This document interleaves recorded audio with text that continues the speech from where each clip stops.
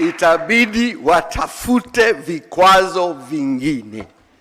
Vikwazo vya miswada haviwezi kufanya kazi tena. Wenyewe wamekiri kwenye maandishi yao. Safari ya kujitegemea imekwepo nchi yetu tangu awamu ya kwanza. Lakini kama nitakavyoonyesha baadaye, Mheshimiwa Rais, kasi yake imeongezeka sana katika awamu ya 6, na nitaonyesha hii kwa takwimu. Na njia nzuri ya kuonyesha ni bajeti ya serikali. Ni kwa kiwango gani bajeti yenu mnajitegemea na kwa kiwango gani mnategemea misaada. Sasa katika bajeti zako 6 tangu uingie madarakani, umepunguza kiwango cha misaada katika bajeti ya serikali kutoka 7.1 mwaka 2020-2021 hadi 0.9 mwaka 2026-2027. Bajeti ya serikali ya Jamhuri ya Muungano wa Tanzania mwaka 2020-2021 ilikuwa shilingi trilioni 34.9. Misaada kwa maana grants ilikuwa shilingi trilioni 2.5, sawa na 7.1. Tukaendelea bajeti yako ya pili ya tatu mwaka 2023-2024 bajeti ilikuwa shilingi trilioni 48.4. Misaada trilioni 1.4, 3.1. Mwaka 2025-2026 ukapunguza. Bajeti ilikuwa shilingi trilioni 56.49. Msaada ilikuwa shilingi trilioni 0.92, 1.6. Bajeti ya mwaka huu ambayo iliwasilishwa na Mheshimiwa Waziri wa Fedha 2026-2027, bajeti yetu ni shilingi trilioni 62.33. Misaada katika bajeti hiyo is no longer in terms of trillion, ni shilingi bilioni 563.1, sawa na 0.9. Labda kuweka muktadha vizuri, summary fupi. Awamu ya kwanza ya Mwalimu Julius Kambarage Nyerere, misaada katika bajeti yetu kwa maana grants ilikuwa 30% mpaka 45% katika kipindi chake chote. Awamu ya pili ya mzee wetu Ali Hassan Mwinyi ilikuwa 40% mpaka 50%. Awamu ya tatu ya Mheshimiwa Benjamin Mkapa ilikuwa 30% mpaka 40%. Awamu ya 4 Mheshimiwa Jakaya Mrisho Kikwete 20% mpaka 35%. Awamu ya 5,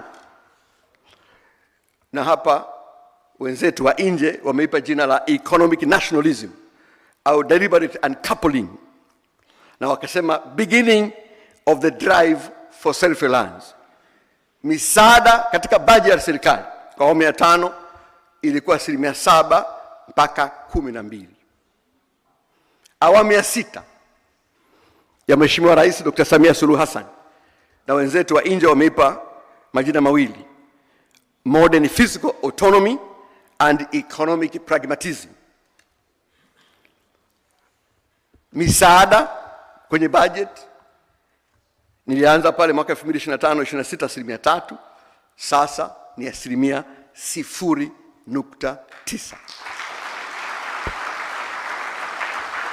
Kwa hiyo Mheshimiwa Rais, safari ya kujitegemea katika nchi hii imeanza siku nyingi, lakini kasi imekuwa kubwa sana kwenye awamu ya 5 ambapo wewe ulikuwa makamu wa rais, na awamu hii ya 6 sasa tunazungumzia shilingi bilioni 563, 0.9%. Ndio maana nilipohojiwa kwenye chombo kimoja cha kimataifa nilisema wala hatujidai wala haturingi. Wangetupa hizo fedha tungeshukuru, lakini kama watupi, hiyo haiwezi kufanya sisi tukaanza kulia. Ukweli ni kwamba hiyo misaada yote tunazungumzia shilingi bilioni 563 out of a budget of 62 million, 0.9%. Na ndio maana Mheshimiwa Rais, katika mazingira haya taasisi moja ya kimataifa imeandika hivi karibuni, kwa nasoma, wanasema hivi na nanukuu wao: Kwanza niko kwa Kiingereza chao, alafu nitakwenda kwa Kiswahili. Wanasema aid conditionality is no longer a lever of consequence over a government that has already priced its withdrawals into the physical framework. Kwamba masharti ya misaada hayana tena athari ya kimkakati katika maamuzi ya serikali, kwani serikali tayari imejumuisha hatari ya kupungua au kusitishwa kwa misaada hiyo katika mfumo wake wa usimamizi wa fedha za umma.